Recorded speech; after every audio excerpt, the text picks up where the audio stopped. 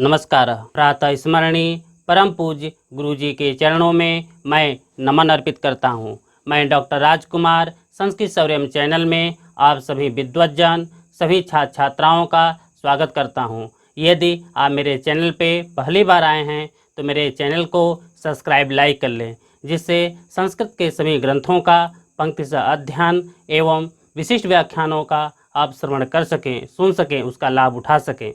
संस्कृत के प्रचार प्रसार के लिए इस वीडियो को अधिक से अधिक आप शेयर करें, जिससे सभी संस्कृत अनुरागियों को इसका लाभ मिल सके। प्रातः स्मरणीय परम पूज्य गुरु जी का संस्कृत सौर्यम चैनल में हृदय से हार्दिक स्वागत एवं अभिनंदन करता हूँ। आइए गुरु जी के श्रीमुख से ग्रंथ का पंक्ति से अध्ययन करें। धन्यवाद। नमोस्तनंताय सहस्रमूर्तये सहस्रपादाक्षिशिरोरुवाहवे सहस्रनाम्ने पुरुषाय शाश्वते सहस्रकोटियुगधारिणे नमः।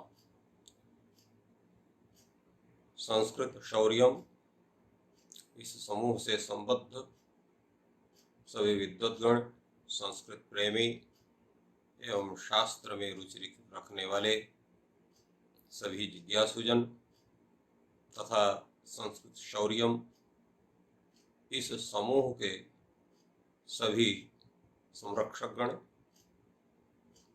आज संज्ञा प्रकरण के इस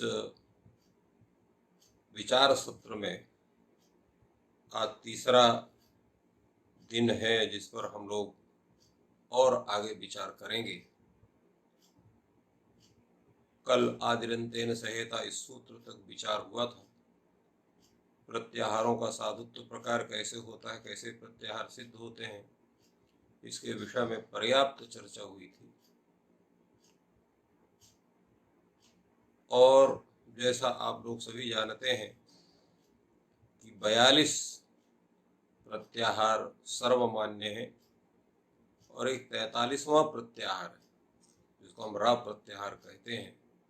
उसको नागेश भट्ट के जो अनुयायी जो विद्वत्गण हैं या उनके शिष्य मंडली परंपरा में हैं, वो लोग र प्रत्याहार को नहीं मानते हैं।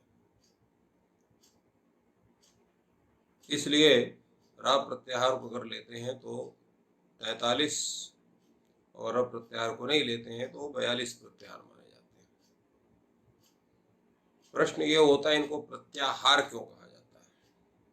इस पर सिद्धांत कौमुदी में बड़ा विचार हुआ और अंत में जो निर्णय हुआ वो ये हुआ कि आदिरंतेन सहेता इस सूत्रेण कृता संज्ञा प्रत्याहार शब्देन व्यवह्रियते।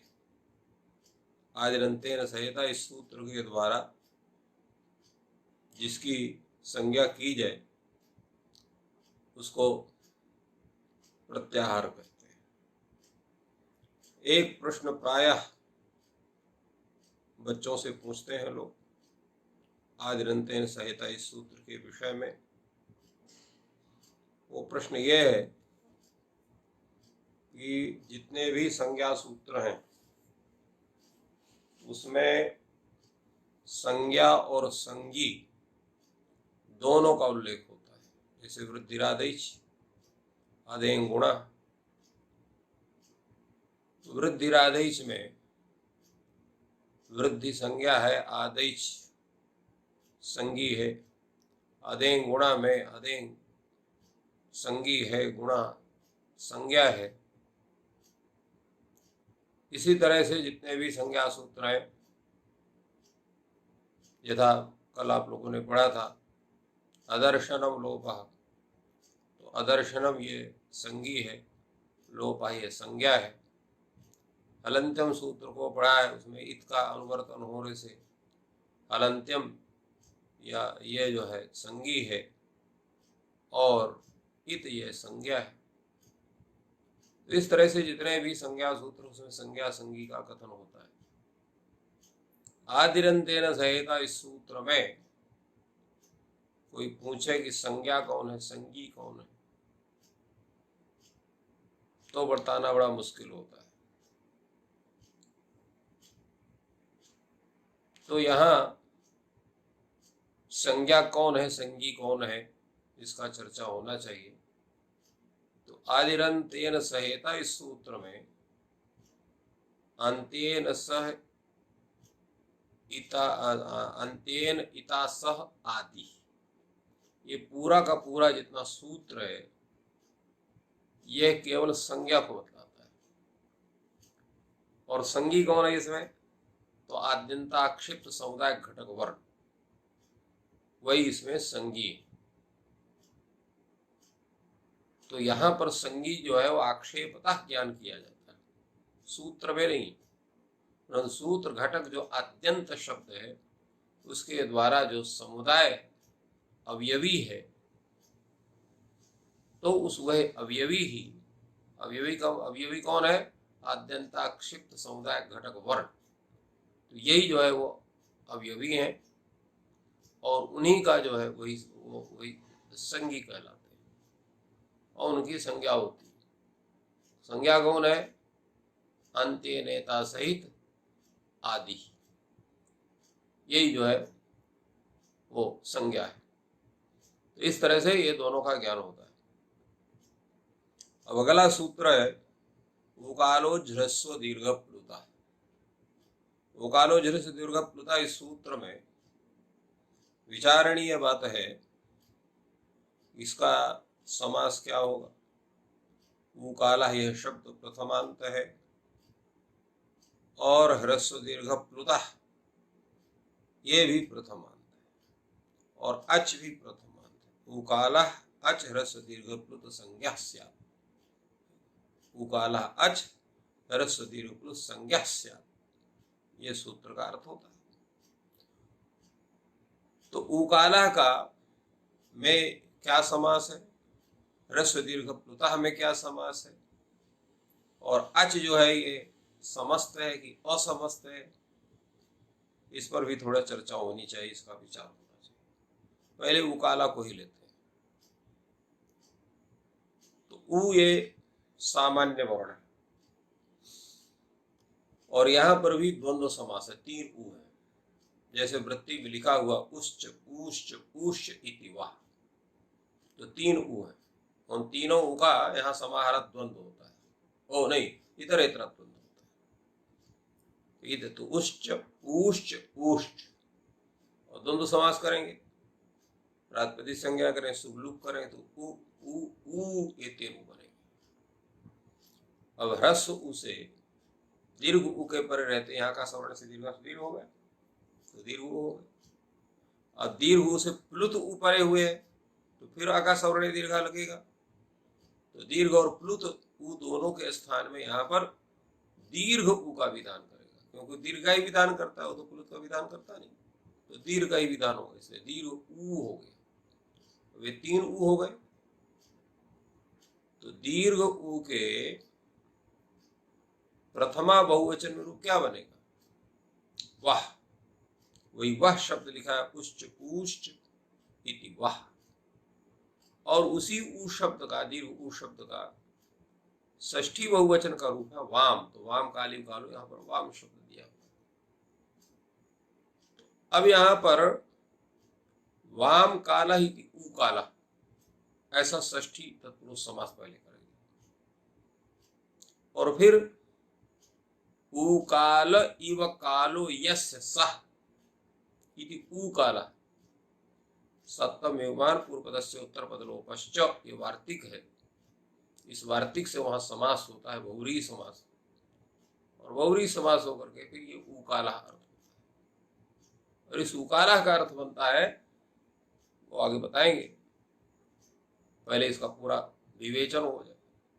तो उकाला आपका शब्द सिद्ध हुआ।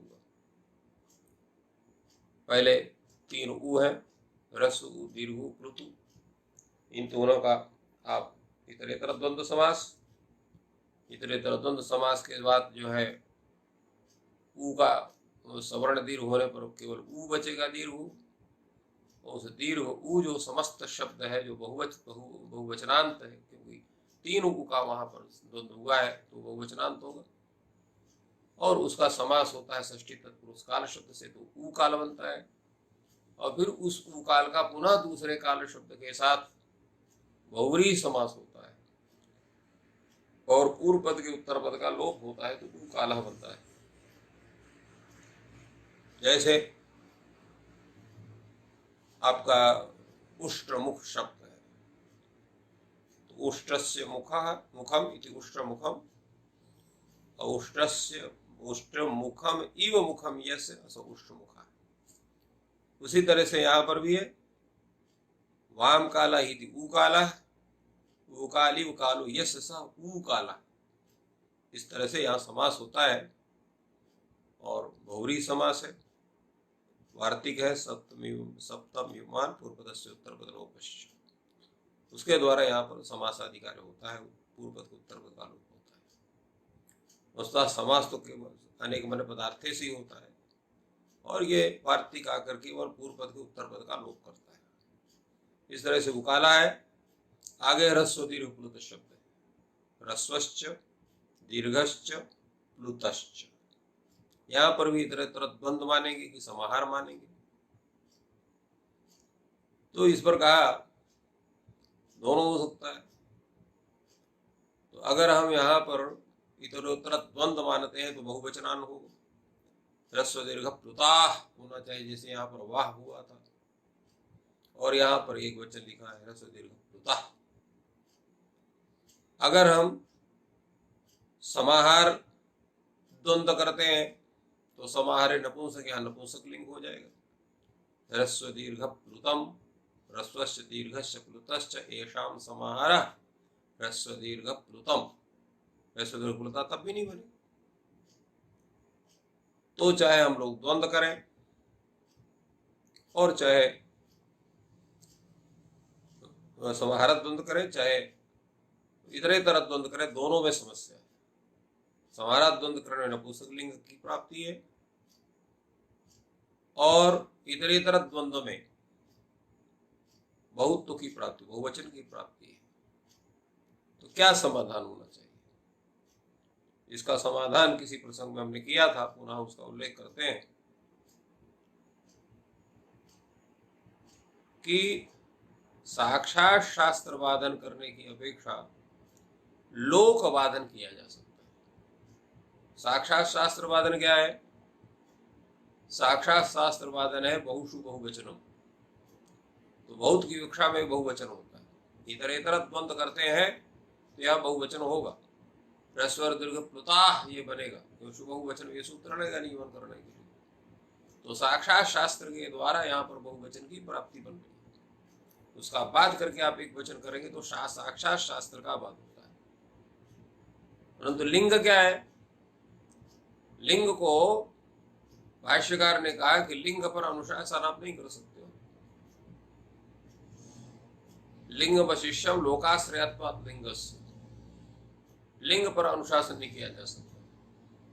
तो जब लिंग पर अनुशासन आप नहीं कर सकते हैं तो उसमें वो लोक ही उसका निर्धारण करेगा कि इसका क्या लिंग होना चाहिए, क्या नहीं होना चाहिए। तो लोक का शास्त्र से बात किया जा सकता। तो इसलिए यहां पर क्या किया गया कि समाहार द्वंद्व मानेंगे और समाहार द्वंद्व मान करके यहाँ नपुंसक लिंग की प्राप्ति होगी और छांदसत्व आते हैं इसको पुल्लिंग माना जाएगा। तो इस तरह से ह्रस्व दीर्घ प्लुतः ये प्रयोग बनता है। और अच ये प्रथमांत है, इसका किसी के साथ समास नहीं है, तो उकालः अच ये उद्देश्य है। ह्रस्व दीर्घ प्लुतः ये विधेय। वृत्ति जो उन्होंने लिखा इसकी उश्च ऊश्च इति वह, जैसे हमने बताया इन्होंने उसी का उदाहरण दिया कि यहाँ पर इतरेतर द्वंद्व है और बहुवचन वह बनेगा और फिर उसका काल शब्द के समास हुआ, इन्होंने वृत्ति में उसको डाल दिया। वाम काला है और इव काला यस, ये ढंग से वृत्ति उसका वो भी होगी। वाम काला इव काला यस, तो वाम काला में षष्ठी और काली व काला यहाँ पर बहुव्रीहि समास। यस सह, सह का उकाला, उकाला का अच, उकाला अच क्रमात् क्रमशः ह्रस्व दीर्घ प्लुत संज्ञा स्यात्। ह्रस्व दीर्घ प्लुत इति संज्ञा यस्य सः ह्रस्व दीर्घ प्लुत संज्ञा। यहाँ पर भी बहुब्रीहि समास हुआ स्यात्। अर्थ क्या हुआ इसका? एक मात्रिक, जैसे यहाँ पर 3 ऊ है तो प्रथम ऊ जो है वो एक मात्रिक का प्रतिनिधित्व करता है, द्वितीय ऊ जो है वो द्विमात्रिक, और तृतीय ऊ जो है ये तृतीय मात्रिक का प्रतिनिधित्व करता है। एक मात्रिक उकार, द्विमात्रिक ऊकार और त्रिमात्रिक ऊकार, इन तीनों उकारों के, काल शब्द का अर्थ यहाँ पर उच्चारण का, तो इन तीनों उकारों के उच्चारण काल के सदृश है उच्चारण काल जिस अच का, उस अच की क्रमशः ह्रस्व दीर्घ प्लुत संज्ञा होती है। अर्थात एक मात्रिक उकार के उच्चारण काल के समान उच्चारण काल है जिस अच का, उसकी ह्रस्व संज्ञा। द्विमात्रिक ऊकार के उच्चारण काल के समान उच्चारण काल है जिस अच का, उसकी दीर्घ संज्ञा। और प्लुत ऊकार के उच्चारण काल के समान उच्चारण काल है जिस अच का, उसकी प्लुत संज्ञा होती है। इस तरह से ये सूत्र ह्रस्व संज्ञा, दीर्घ संज्ञा और प्लुत संज्ञा करता है। अब प्रश्न हुआ कि यहाँ इन्होंने ऊ शब्द को क्यों रखा? सामान्य रूप से नियम है कि प्रथमातिक्रमणस्य नियमाभावात्, प्रथम का अतिक्रमण करना जो है वो शास्त्र में भी और लोक में भी, दोनों में जो है अन्याय माना गया। प्रथमातिक्रमण से अन्याय। तो शास्त्रकार ने अर्थात पाणिनि ने आ को छोड़ दिया, ऊ को छोड़, ई को छोड़ दिया, ऊ को क्यों पकड़ा उन्होंने? इस पर कुछ किंवदंती है कि भाष्यकार ने भी कहा है कि भगवान पाणिनि जो है वो प्रातः काल ब्रह्म मुहूर्त में नित्याक्रिया आदि से निवृत्त होकर के संध्या वंदनादि कर्म करके और प्रातः काल रात्रि के चतुर्थ प्रहर में वो अपने शास्त्र का प्रणयन करते। तो चतुर्थ प्रहर में ही लगभग 4 बजे के जो है वो कुक्कुट का जो है वो आवाज होती है, कू कू ऐसा वो कुक्कुटों को इत्यादि को आवाज करता है। और वो ध्वनि उसकी ग्राम कुक्कुट के द्वारा भी होती है और अरण्य कुक्कुट के द्वारा भी होती है। अगर कोई जंगली प्रदेश से संबद्ध लोग होंगे और कभी रात्रि में 4 बजे के लगभग अगर जंगल या पहाड़ के आसपास गए होंगे तो उनको वो आवाज सुनाई पड़ी होगी। और ग्राम कुक्कुट को तो प्रायः जहाँ लोग ऐसे लोग हैं जो कुक्कुट पालते हैं तो वो 4 बजे के लगभग उनकी आवाज होती है। तो जो ऋषि है, मुनि है, ये सब अरण्य में निवास करते थे, नदी के तट में उनके आश्रम हुआ करते थे, इसलिए कुक्कुट रुत उनको सुनाई पड़ा। वो भी 3 बार बोलता है और एक मात्रिक, द्विमात्रिक, त्रिमात्रिक बोलता है। तो आचार्य के मस्तिष्क में आया कि जो कू का जो ऊ है इसी को हम ग्रहण करते हैं और ये बड़ा सुंदर उदाहरण है।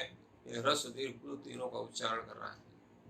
प्रथम उसका जो है ह्रस्व उच्चारण होता है, इसके बाद दीर्घ उच्चारण, अंतिम उच्चारण उसका जो है वो प्लुत उच्चारण होता है कुक्कुट का। इस तरह से ये तीनों उच्चारणों को ध्यान में रखे आचार्य ने इस सूत्र की रचना की और उन्होंने ऊ शब्द को रख दिया कुक्कुट रुत का अनुकरण के रूप में, इसलिए उकार शब्द का यहाँ कथन हुआ। तो ये एक किंवदंती है और ये भाष्य में तो ये लिखा ही है कि आचार्य जो है वो प्रातःकाल ब्रह्म मुहूर्त में चतुर्थ प्रहर में वो सूत्रों का प्रणयन करते थे। इसलिए तो ये उसमें ये बात जो है वो हो सकता है कि ऐसा आचार्य पाणिनि ने किया। दूसरा इन्होंने जो कहा अच, तो अच का ही ह्रस्व दीर्घ संज्ञा होती है, व्यंजन की नहीं हो सकती। क्यों? कि व्यंजनम चार्धा मात्रिकम, व्यंजन जो है आधे मात्रा का होता है। तो प्रश्न ये होता है कि ये मात्रा का मतलब क्या है, मात्रा का स्वरूप कितना होता है। आजकल के हिसाब से हम लोग सेकंड नापते हैं, मिनट नापते हैं, घंटा नापते हैं, इत्यादि मापें, समय को मापने। पहले क्षण होता था, घटी होता था, और वो उसमें भी क्षण क्या, उसको पल कहते थे, क्षण भी कहते थे, पल भी कहते थे। और पल, विपल, प्रतिपल, त्रुटि इत्यादि के अनेक उस समय के नापने को समय माप थे। तो ये जो मात्रा है, इसका मात्रा का समय कितना होना चाहिए, आज के हिसाब से 1 सेकंड का होना चाहिए, 2 सेकंड का हो जाएगी, 3 सेकंड का होना चाहिए। पूर्व माप के अनुसार इसका जो है वो 1 पल होना चाहिए कि 2 पल होना चाहिए कि 3 पल होना चाहिए, या प्रतिपल होना चाहिए, विपल होना चाहिए, पल विपल प्रतिपल, ऐसा उसका स्वरूप है। क्या उसका स्वरूप होना चाहिए, इस विषय में व्याकरण ग्रंथ में उल्लेख नहीं। इसके लिए आपको जाना पड़ेगा सीधे कहाँ, प्रातिशाख्य ग्रंथों या शिक्षा ग्रंथों में। तो प्रातिशाख्य ग्रंथों में, शिक्षा ग्रंथों में इनका उल्लेख है, और इसका ज्ञान भी जो है वो प्रकृति के द्वारा ही होता है, प्रकृति के द्वारा। क्योंकि आचार्य गण थे, प्रकृति से बहुत सी शिक्षा ग्रहण किया उन्होंने, और सब लोगों के पास सुरक्षित करके दिया उन्होंने।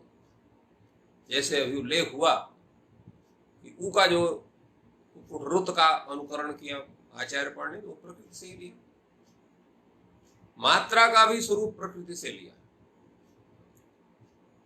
तो कहा कौन 1 मात्रा का उच्चारण करता है, कौन 2 मात्रा का उच्चारण करता है, कौन त्रिमात्रा का उच्चारण करता है, कौन आधे मात्रा का उच्चारण करता है। तो शिक्षाकारों ने कहा चाशस्तु वदते मात्राम द्विमात्रम त्वेव वायसः शिखिरौत त्रिमात्रम तु नक्लस्तु अर्थमात्रको।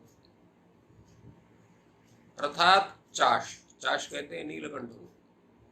तो नीलकंठ जो है वो 1 मात्रा का उच्चारण करता है, उसको उच्चारण करके देखिए कितना समय लेता है बोलने में, तो 1 मात्रा का हो गया। कौआ का काव काव तो सभी को ही सुने हुए हैं, उसकी 2 मात्रा का उच्चारण उसका होगा, तो उसके बराबर का जो उच्चारण करेंगे तो वो 2 मात्रा का उच्चारण होगा। और त्रिमात्रण शिखिरौत, त्रिमात्रम, शिखी का मतलब हो गया मयूर, 3 त्रिमात्रा का उच्चारण करता है, प्लुत का उच्चारण करता है, तो उतना उच्चारण के सदृश उच्चारण है वो त्रिमात्रिक उच्चारण होगा। और आधे मात्रा का उच्चारण करके, जैसे हमने कल कहा था, एक व्यक्ति में ही सामर्थ्य है इस विश्व के समस्त प्राणियों में, वह है नकुल, जो आधे मात्रा का उच्चारण करता है। और विश्व का ऐसा कोई प्राणी नहीं है, चाहे वो मनुष्य हो, देवता हो, कोई भी हो, वो आधे मात्रा का उच्चारण नहीं कर सकते हैं, नकुल को छोड़ करके, नेवला को छोड़ करके। तो अब ये प्रश्न उठता है, हम लोग कैसे जाने, अब कहाँ हम जो है उसको नीलकंठ को खोजते फिरे, फिर वो गए भी तो वो बोला भी तो ठीक से हम अवधारण निश्चय हो पाया, नहीं हो पाया। कोई ऐसा सरल उपाय होना चाहिए कि जिसके कारण से हम उस मात्रा का निर्धारण कर सकें। तो इसका बड़ा अध्ययन महर्षियों ने किया। उन्होंने कहा बहुत से साधन आपके शरीर में, निवेश कालः मात्रा स्यात्, निवेश आपके आंखों का स्वाभाविक रूप से गिरना या उठने में जो समय लगता है उसको एक निवेश कहते हैं। और वो निवेश जो है, निवेश काला मात्रा से वो मात्रा काल माना जाता है। उसको दूना कर दीजिए दीर्घ हो जाएगा, तिगुना कर देंगे तो प्लुत हो जाएगा। तो कहा अगर कोई 4 मात्रा का है, 5 मात्रा का है, तो उसकी क्या संज्ञा होगी? आपने तो 3 मात्रा तक बतला दिया। 1 मात्रिक होगा तो ह्रस्व, 2 मात्रिक होगा तो दीर्घ, और त्रिमात्रक होगा प्लुत। इस पर आचार्यों का कथन है कि त्रिमात्रा या त्रिमात्रा से अधिक जितने हैं उनकी सबकी प्लुत संज्ञा ही होगी, और उनके अन्य संज्ञाओं का उसका स्वरूप पृथक से नहीं। दूसरा क्या है कि जो हम बोलते हैं, जिन शब्दों का उच्चारण करते हैं, सामान्य रूप से व्यवहार में वो एक मात्रिक, द्विमात्रिक, त्रिमात्रिक के ही उच्चारण होते हैं। तो कहे त्रिमात्रा कोई बहुत जोर से उच्चारण करता है, बहुत से ऐसे लोग हैं कि उनकी आवाज लगभग 1 किलोमीटर तक सुनाई पड़ती है, तो कई मात्रा का माना जाएगा, तो कई मात्रा का नहीं होता। वो आवाज उनकी ऊंची हो सकती है, प्लुत का उच्चारण एक सामान्य व्यक्ति जिसकी आवाज बहुत छोटी है वो भी कर सकता है, और जिसकी आवाज बहुत बुलंद है, बहुत तेज है, वो भी कर सकता है। तो आवाज के कम या ज्यादा होने से रस दीर्घ प्लुतत्व का स्वरूप की भिन्नता नहीं बनती। वो उच्चारण के समय आप समय कितना लेते हैं। आवाज में तो आवाज का गूंजना है, जैसे बहुत दूर से किसने जैसे चिल्ला के बोला, जैसे एक प्रयोग है आपका दूरात भूते क्षमा आगच्छ कृष्ण, इतना जोर से बोला, तो कृष्ण में जो पहला ण का उच्चारण किया फर्स्ट में, वो त्रिमात्रा उसका उच्चारण है। इसके बाद वो जो उसकी आवाज बढ़ती गई, वो आवाज का उससे कोई गणना नहीं। तो इसलिए वो त्रिमात्रिक तक ही मुख्य रूप से उच्चारण होता है। कभी कभी ऐसा नहीं है, अधिक भी उच्चारण हो सकता है, तो उस उच्चारण की संज्ञा उसकी विकृति ही मानी जाएगी, दूसरी नहीं मानी जाएगी। तो इसलिए यहाँ पर जो त्रिमात्रिक का जो स्वरूप है उसको आप उपलक्षण भी मान सकते हैं। त्रिमात्रिक बोधकत्व, त्रिमात्रिकेतर बोधकत्व, ऐसा भी उसको मान सकते हैं। तो वो सबकी प्लुत संज्ञा ही होगी। तो इस तरह से निमेश काल मात्रा से, तो मात्रा का शब्द हम जानते हैं कि एक मात्रा का जो स्वरूप है निमेश मात्रा है। तो उस पर भी कहा गया कि मान लीजिए कि वो हमको ध्यान नहीं हुआ कि कैसे, क्योंकि पलक गिरती है और तुरंत उठ जाती है। कोई आप बोल रहे हैं, किसी से बात कर रहे हैं, और अगर कहीं आप ध्यान करें कि पलक जब गिरेगी तब उसका परीक्षण करेंगे, तब तक पता नहीं एक बार से अधिक पलक या गिर ही नहीं की। तो उसके लिए आचार्यों ने कहा कि आपकी उंगली है, जब उंगली में दर्द होता है या कुछ होता है तो आप उंगली को तोड़ते हैं, चट जैसे आवाज होती है। तो चट होने की जो आवाज है, जैसे उंगली है आप, इस उंगली को आप तोड़ा, तो यहाँ पर जो आपको चट जैसे आवाज होती है, उस आवाज होने में जो समय लगता है वो एक मात्रा का समय होता है। उसका द्विगुणित 2 मात्रा और त्रिगुणित उसका जो है त्रिमात्रा आदि। तो इस प्रकार हम इस सूत्र में मात्रा का स्वरूप का ज्ञान करते हैं, और एक मात्रा की ह्रस्व संज्ञा, द्विमात्रा की दीर्घ संज्ञा और त्रिमात्रा की उसकी प्लुत संज्ञा करते हैं। अब हम इसी में अब आगे लिखा हुआ है सब प्रत्येकम उदात्तादि भेदेन त्रिधा। तो सह कहा, सह अच, कथम भूतः अच, यह अच ह्रस्व संज्ञाम दीर्घ संज्ञाम प्लुत संज्ञाम लब्धवान। ऐसा अच जिसकी ह्रस्व संज्ञा हो गई है, दीर्घ संज्ञा हो गई है, प्लुत संज्ञा हो गई है। ये जो अच है ये उदात्तादि भेद से 3 प्रकार का होता है। उदात्तादि का स्वरूप हमारे सामने उपस्थित हो रहा है। हम किसे उदात्त कहते हैं, किसको अनुदात्त कहते हैं, किसको सरित कहते हैं। तो यहाँ पर सूत्र उपस्थित होता है उच्चैर उदात्त, उच्चैहि उदात्त। यहाँ पर अच की अनुवृत्ति होती है, उकारो से दीर्घ प्लुता सूत्र से अच यहाँ अनुवृत्त होता है। तो उच्चैहि उच्चरितः अच उदात्त होती, ये उसका अर्थ होगा। उच्चैहि उच्चरितः अच उदात्त होती, ऊंचे से उच्चरित अच है उसको उदात्त। अब ऊंचे से का मतलब क्या हुआ, जो धीरे से बोले वो अनुदात्त, और जो जोर से बोले वो उदात्त। ऐसा अर्थ हो जाएगा क्या? ऐसा अर्थ करेंगे तो गड़बड़ा जाएगा। क्यों गड़बड़ हो जाएगा? तो अच्छा है, जिसकी जितनी आवाज है वह गड़बड़ ये हो जाएगा कि धीमी उदात्त, जो धीमा बोलता है उस आदमी के जितने उच्चारण हो सब अनुदात्त माने जाएंगे। और आप लोगों ने देखा है कुछ ऐसे लोग होते हैं जो धीमा बोलना जानते ही नहीं है। वो किसी से सलाह भी करेंगे तो इतने जोर से करेंगे तो 4 आदमी सुनेंगे, तो उनका जितना उच्चारण है वो सब उदात्त हो जाएगा। और कुछ बड़े शिष्ट लोग हैं, हमेशा आराम से बोलते हैं, थोड़ा थोड़ा बोलते हैं, तो उनका सबका उच्चारण स्वरित हो जाएगा। तो फिर उदात्त और स्वरित की परिभाषा क्या होगी? इसीलिए यहाँ पर वृत्ति में लिखा तालवादि सभागेषु स्थानेषु ऊर्ध्वभागे निष्पन्न अच उदात्त स्यात्। सिद्धांत कौमुदी में वृत्ति आई है, लघु सिद्धांत कौमुदी में किसी में है, किसी में नहीं। तो तालवादिषु सभागेषु स्थानेषु, सभाग तालवादि स्थानेषु, उच्चैः शब्द यहाँ पर जो है उच्चैः उच्चरित अच, यहाँ पर ये उच्चैः है या अधिकरण शक्ति प्रधान, यानी जहां से उसका उच्चारण हो रहा है वो उसके ऊर्ध्व भाग से उच्चारण, इसलिए तालवादी सभाग स्थानेषु ऊर्ध्व भागे, सभाग तालवादी स्थान लिया, अर्थात जहां से हम उच्चारण करते हैं वो जो स्थान है, स्थान में इसमें ऊर्ध्व, अधः और मध्य तीनों स्वरूप हो गए। मध्य किसको कहते हैं? तो जो ऊर्ध्व और अधः दोनों का सम्मिश्रण बनता हो, दोनों का वहां संबंध बनता हो, वो मध्य का स्वरूप हो। इसलिए सभाग तालवादी स्थानों के ऊर्ध्व भाग से निष्पन्न।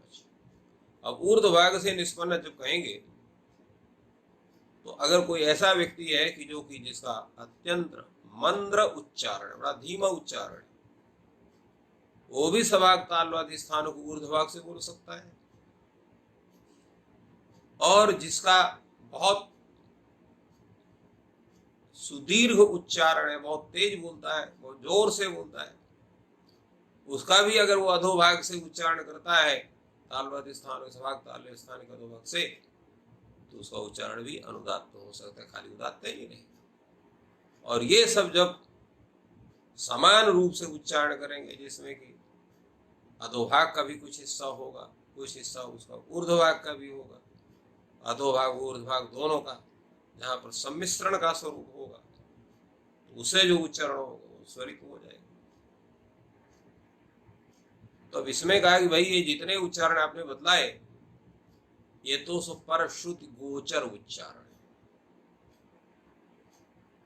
और वाणी के दो स्वरूप हैं जो व्यवहार में प्राप्त है, वो है मध्यमा और वैखरी।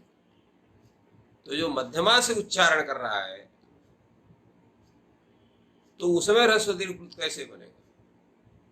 क्योंकि मध्यमा से जो उच्चारण होता है पर श्रुति अगोचर उच्चारण होता है, दूसरा उसको नहीं सुन सकता है, खाली आप ही सुन सकते हैं। जैसे आप 3 प्रकार के जप होते हैं, वाचिक, उपांशु और मानसिक।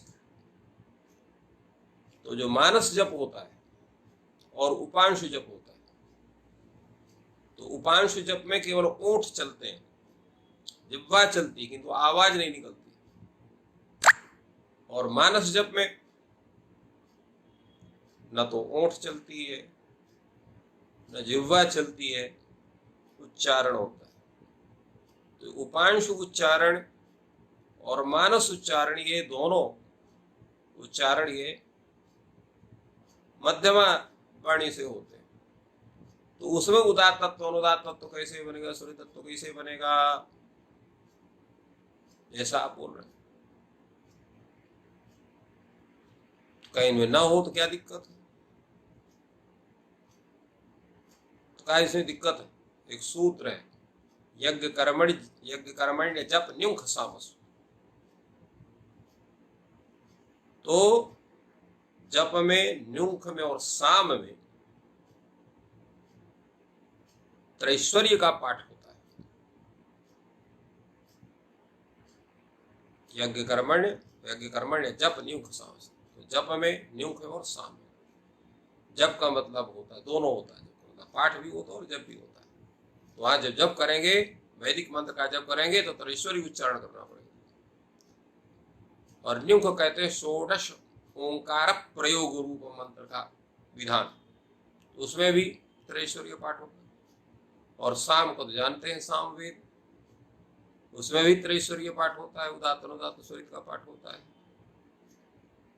तो फिर इनका स्वरूप कैसे बनेगा, ये सूत्र व्यर्थ हो जाएगा।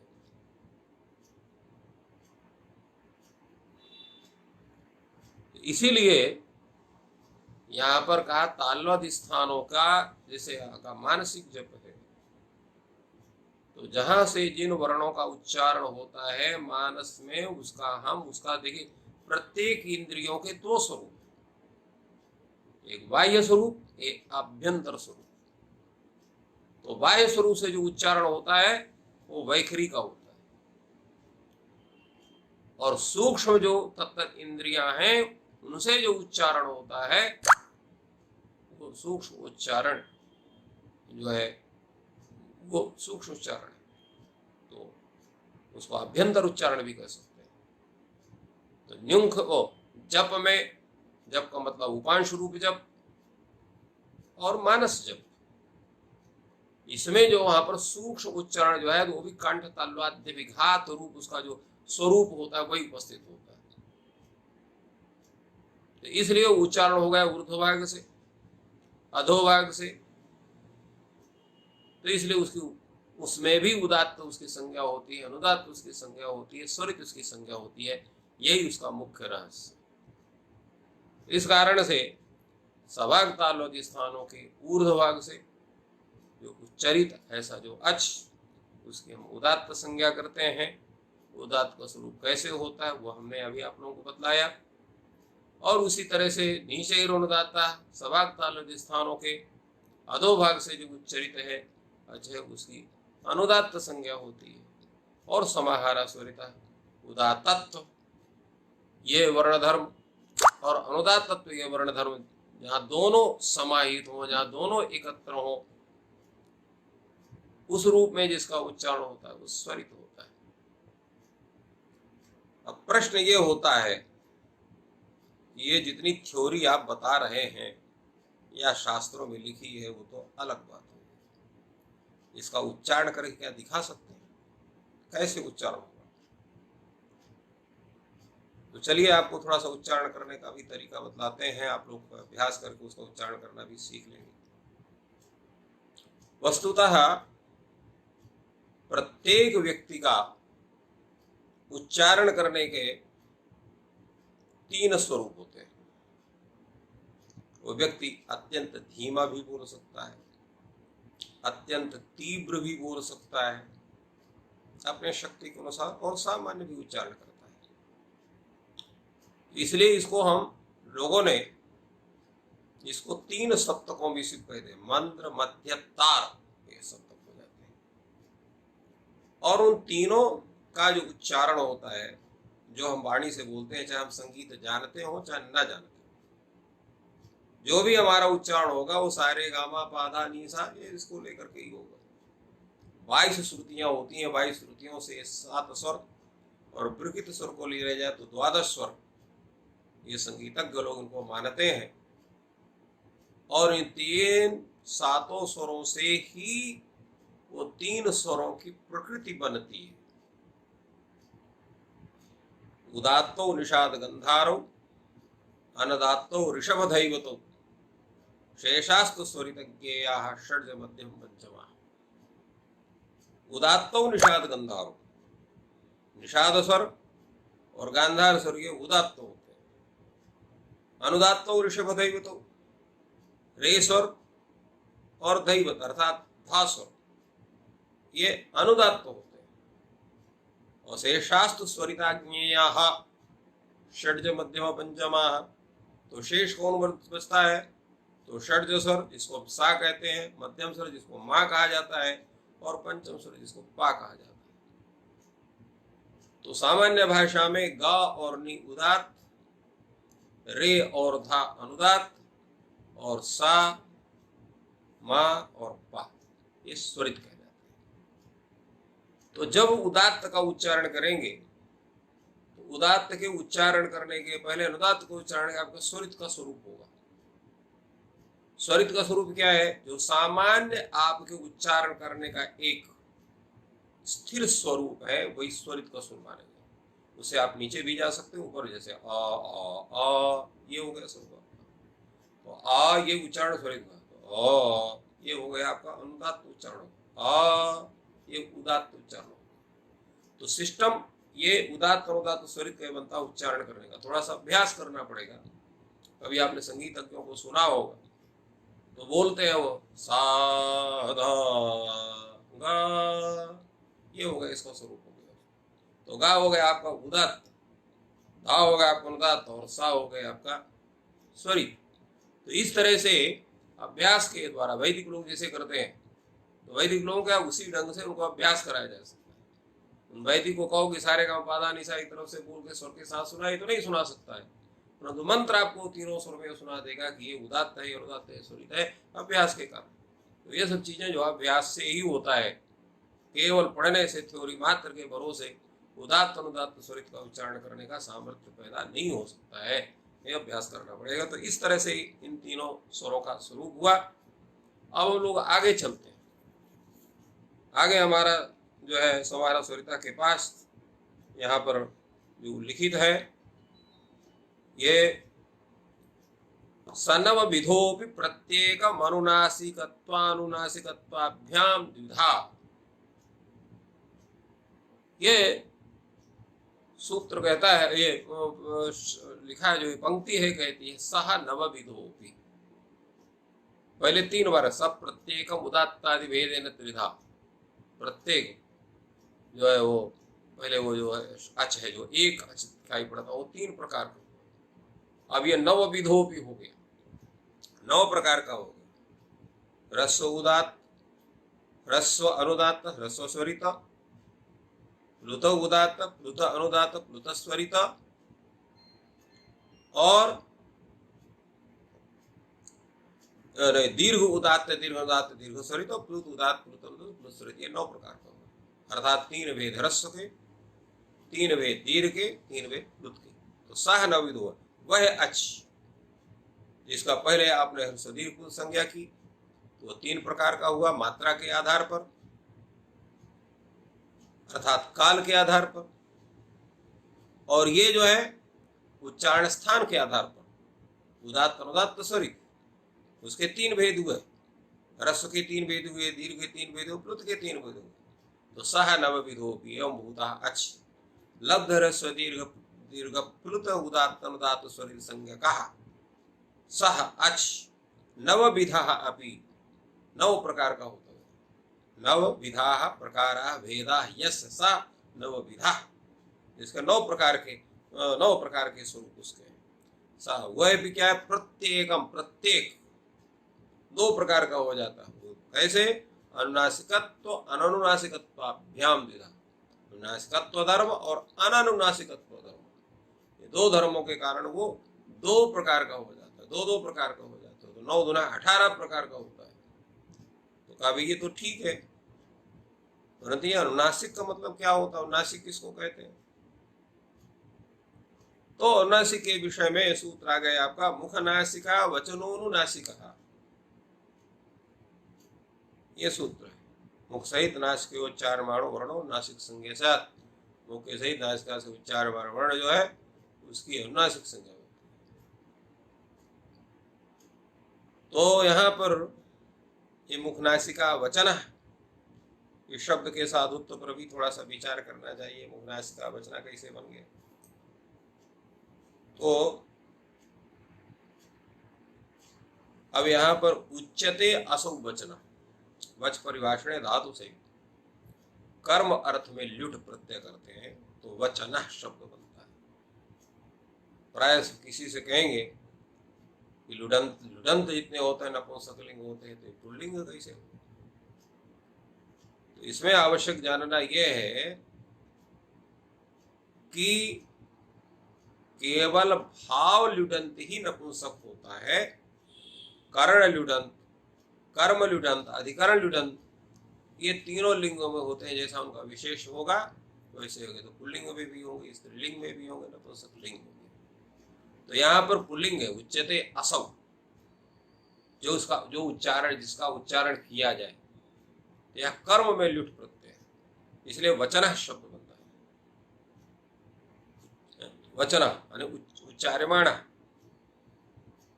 आगे क्या है, मुख नासिका, तो मुख संहिता 479 कहती थी मुख नासिका।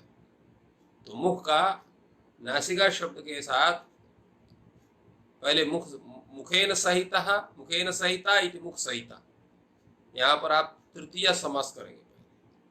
और मुख संहिता 479 कहती मुख नासिका, तो कर्मधारय समास होगा और शाक पार्थिवादित्वात् यहाँ पर सहित शब्द का लोप हो जाएगा, मुख नासिका बनेगा। और मुख नासिकया वचना इति मुख नासिका वचना, इसी को आधार लेकर के मुख नासिकया उच्चार्यमाण वर्ण। उच्चार्यमाण शब्द ये जो है वचन शब्द का अर्थ उच्चार्यमाण। तो एवं मुख नासिकया मुख सहित नासिकया उच्चार्यमाण यह वर्ण। कहा वर्ण? अच रूपा हल रूपा, दोनों हो सकता है, अच भी हो सकता है और हल भी हो सकता है।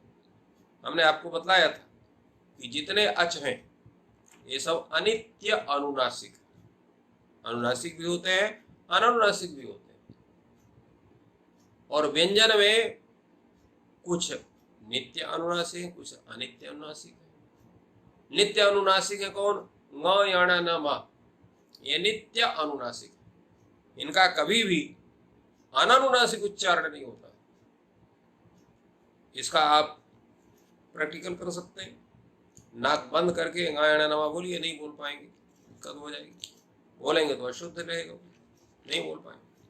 तो इसलिए ये इनका ये नित्य अनुनासिक, और यावा ल ये अनित्य अनुनासिक है। ये भी अनुनासिक होते भी हैं, नहीं भी होते हैं, इसके विषय में आगे चर्चा होगी। तो इसलिए मुख सहित नासिकया उच्चार्यमाण वर्ण हल रूपः अच रूपः सह अनुनासिक संज्ञा स्यात्। अनुनासिक इति संज्ञा यस्य सह अनुनासिक संज्ञा, उसके अनुनासिक संज्ञा होती है। तो ऐसे जितने भी अच हैं उन विशेष करके यहाँ पर अच का प्रसंग है, परंतु अच के केवल अच नहीं लिखा है, वर्ण शब्द का उल्लेख है। मुख सहित नासिका उच्चार्यमाण वर्ण लिखा हुआ। अगर यहाँ पर अच लिख देते तो फिर या वाला है गायण नामा है, इनका अनुनासिक संज्ञा इनकी नहीं हो पाती। इसलिए वर्ण शब्द का उच्चारण, वर्ण अनुनासिक संज्ञा से, न तो अच न तो केवलम अच न तो केवलम हल। इसलिए दोनों का उल्लेख है, दोनों सभी यहाँ पर गृहीत होते हैं और सभी का जो है उनकी संज्ञा होती है। तो इस तरह से यह अनुनासिक का ज्ञान हम करते हैं। इसमें बहुत सा विचार है, बड़ा शास्त्रार्थ भी है, उस पर हम ध्यान नहीं देंगे, क्योंकि वो केवल वो विशिष्ट विचार के लिए उपयोगी है। सामान्य ज्ञान के लिए जितना आवश्यक उतना हमने आप लोगों को बता दिया। और आगे लिखे तदित्थम आयुरु एषां वर्णानां प्रत्येकम अष्टादश भेदा। इस प्रकार तदित्थम, इस प्रकार के विवेचन के आधार पर ये हम जानते हैं कि आ, ई, उ और री इनके 18 भेद होते हैं। अर्थात जिनका हम ह्रस्व दीर्घ प्लुत भी उच्चारण कर सकते हैं और प्रत्येक में उदात्त अनुदात्त स्वरित उच्चारण कर सकते हैं और प्रत्येक अनुनासिक और अनानुनासिक उच्चारण कर सकते हैं। तो इस रूप में ये 5 केवल जो है ये 4 ही ऐसे हैं जिनको 18 भेद जिनको होते हैं, बाकी नहीं। बाकी की चर्चा बाद में, पहले इनसे पूर्ण ले लिया जाए। तो ह्रस्व उदात्त अनानुनासिक, ह्रस्व उदात्त अनानुनासिक, ह्रस्व अनुदात्त अनुनासिक, ह्रस्व अनुदात्त अनानुनासिक, ह्रस्व स्वरित अनुनासिक, ह्रस्व स्वरित अनानुनासिक। इस तरह से ह्रस्व के 6 भेद होंगे। दीर्घ उदात्त अनुनासिक, दीर्घ उदात्त अनानुनासिक, दीर्घ अनुदात्त अनुनासिक, दीर्घ अनुदात्त अनानुनासिक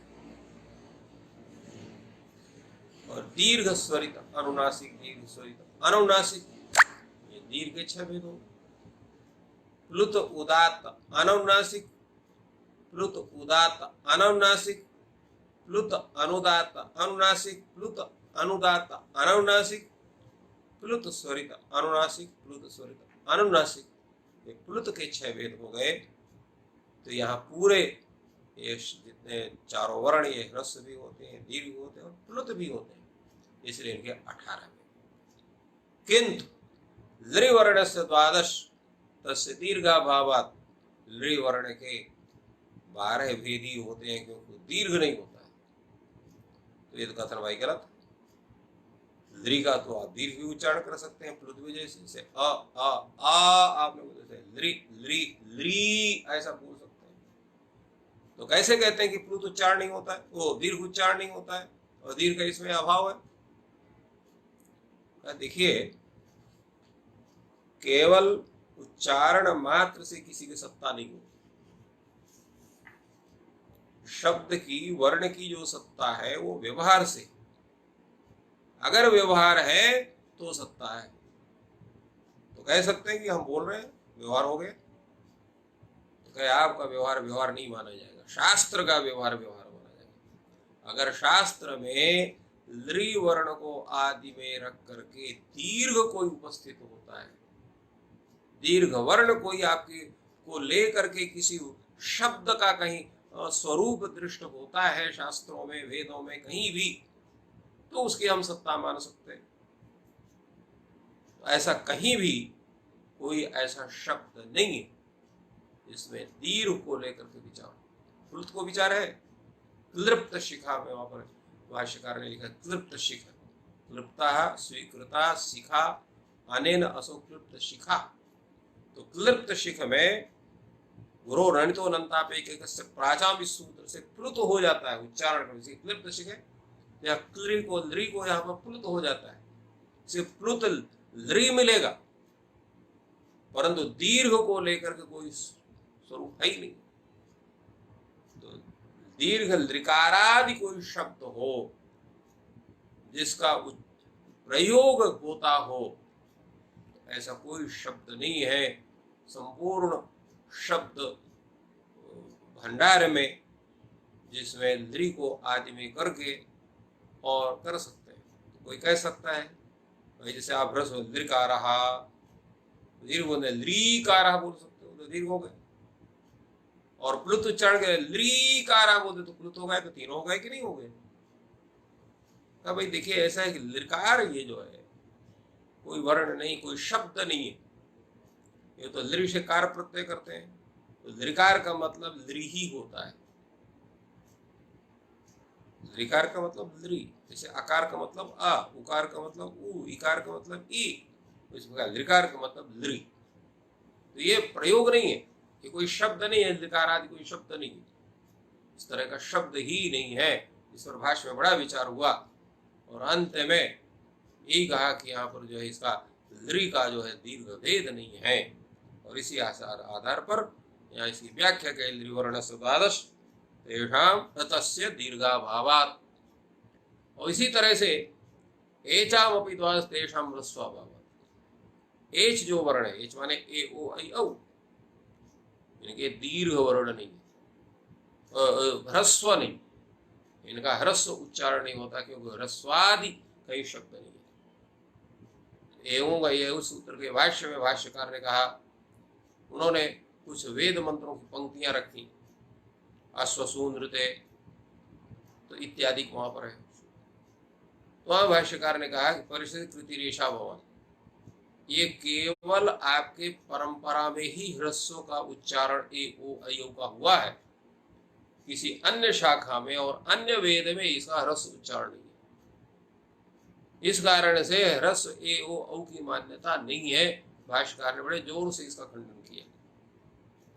उन्हीं सब बातों को ध्यान में रख करके यहाँ लिखा गया एचाम अपि 12 तेषां ह्रस्वाभावात्। एच के भी जो है वो 12 ही भेद होते हैं। क्यों? क्योंकि उसमें ह्रस्व नहीं है, ह्रस्व का उच्चारण उसका नहीं होता।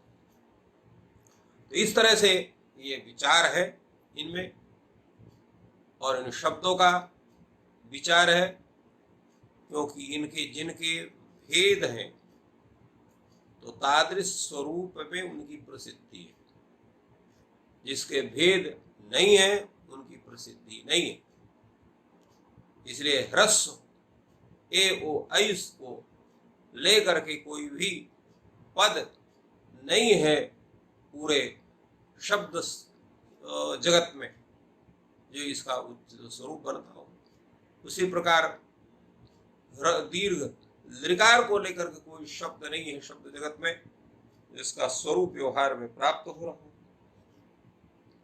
इसी कारण से इनके दृ के 12 ही भेद माने जाते हैं। और इसी तरह से ये जो आपका एच है उसके भी 12 भेद माने जाते हैं ह्रस्व का अभाव होने के कारण। तो ये इनका विचार है। एक शंका और हो जाती है लोगों को कि ए ओ और अयौच, तो जब ये दोनों की सवर्ण संज्ञा होगी आगे उसका होगा तो उसका केवल संकेत देना है, तो इनकी आपस में सवर्ण संज्ञा हो जाए, एयं सूत्र खाली रखा जाए, अयौ सूत्र की रखने की जरूरत है नहीं। तो उस पर भी भाष्यकार ने कहा कि एंग जो है वो विवृत है और एक जो है एच में जो ऐच में जो औ है वो विवृत तम है। तो इसलिए प्रयत्न भेद मान करके भी वहाँ पर जो है उनकी सवर्ण संज्ञा नहीं होती है, ऐसा भी उल्लेख है। और दूसरा है अयौच सूत्र सामर्थ्यात् तथा सवर्ण संज्ञा न होती, ऐसा भी उसका उदाहरण दिया है। ये दोनों हैं, इस पर भी हम लोग आगे चर्चा करेंगे। अभी केवल आप लोगों को ये विषय हमने बतलाया। अब चूंकि अगला सूत्र आपका तुल्यास्य प्रत्यम सवर्णम है तो इसकी विशद व्याख्या आवश्यक है, तो अभी थोड़े समय में उसका व्याख्यान संभव नहीं है, इसलिए आज यहीं पर हम लोग विश्राम करते हैं।